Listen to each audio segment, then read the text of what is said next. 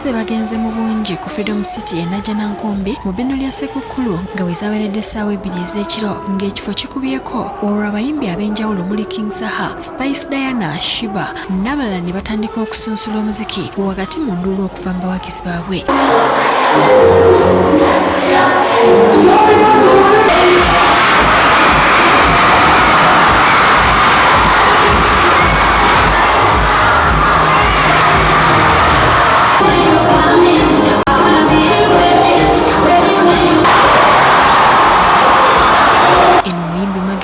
Gwe bakazaako erya nnabbi omukazi yabikulidde ababaddeyo ebigere n'abategeeza nti ebyayogerwanga nti talina bigere bulimba.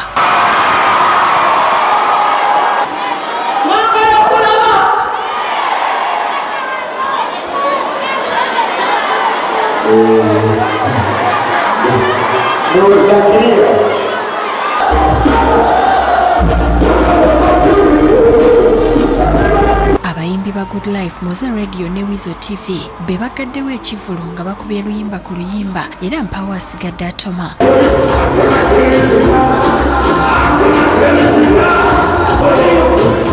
Ate ekivulu ky'e Kavumba kisaza abategesi ng'eno muyimbi Bebe Cool yasoze ku stage naye nga kyenkana ayimbidde baana.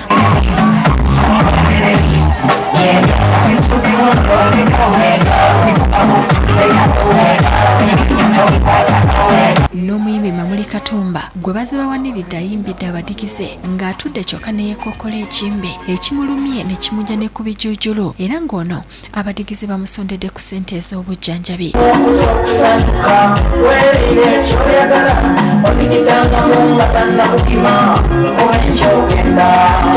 Abayimbi abalala okuli Big Eye, Senga Sebbanga ne Gerard Kiweewa nabo bakyamudde ababaddeyo. Zo empaka z'abannalungi ezisookedde ddala mu kalungu ziwanguddwa Olivia Nakasiita nga zibadde ku kikankane paabu e Lukaya eya Michael Kalumba nga bavuganyiza ababadde mukaaga.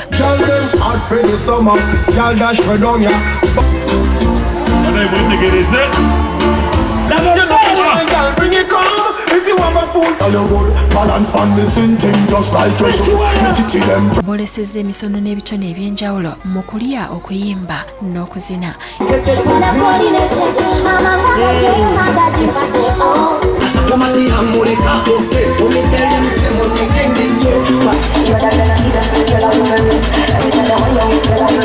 Eno minisita omubeezi ow'ebyobulimi Vincent Nomulanga Kisempija nga yabadde omugenyi omukulu akwasizza abawanguza ebirabo n'asekerera abawala embooko ab'emutyamutya.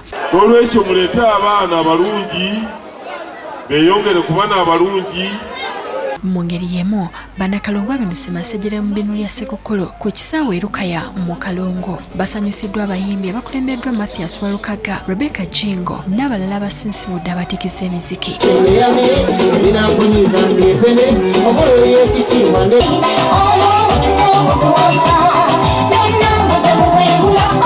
Ekivulu kino kyatumiddwa Bukenya Agabudde nga kyabategekeddwa mu nnabyamizannyo Sande Bukenya era nga wano wakwasiriza n'abatuuze pikipiki ku kibanja mpola n'abakakasa nti ekiruubirirwa kye kyakutumbula mbeera z'abantu mu kitundu kye.